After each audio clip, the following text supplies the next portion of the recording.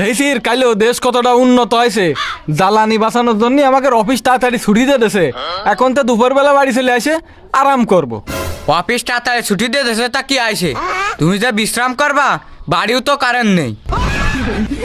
আরে কারেন্ট দিয়ে কে হবে? অফিসে বসে বসের জাড়ি খাচ্ছে, বাড়ি বসে গরমে সিদ্ধ হওয়া ভালো। তার মানে তো তুমি এখন ফ্রি, তাই না আব্বা? হ্যাঁ ফ্রি।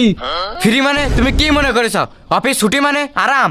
তাহলে অফিস খোলা থাকলে তো তুমি এসির মধ্যে যে বসে থাকতে পারতে। হ্যাঁ, আর এখন তো নিজের ঘরে ফ্যান চালানোর জন্য কারেন্টও পাচ্ছাও না। তুমি কি মনে করেছ বাড়ি এসে আরাম করবা? ঘরে যাই ধাওগে, মা কত বড় লিস্ট বানাইছে, এখন তোমারে বাজারে পাঠাবে। সর্বনাশ! আমি তো ভাবিলাম বাড়িতে একটা গম দেবো, এখন দেখতেছি জ্বালানি বাঁচানোর চক করে আমার শরীরের জ্বালানি পুরোই যাবে না। আব্বা সরকার কি কয়েছে কদিন দিনের আলোয় সব কাজ করে নিতি। হ্যাঁ তা তো কয়েছে। আর আমার কি মনে হচ্ছে কদিন আব্বা, কি? এই দিনের আলোয় মা তোমার দিয়ে বাড়ির সব কাজ করাই নেবে নে।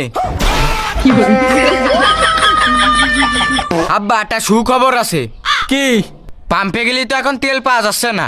হ্যাঁ, তাই মা কয়েছে তোমারে জানাইটার আর্ধেক ঘুরতি। হাই রে জ্বালানি সংকট! এ তো দেখতেছি অফিসের বস এসছে, বাড়ির বস বেশি খতরনাক।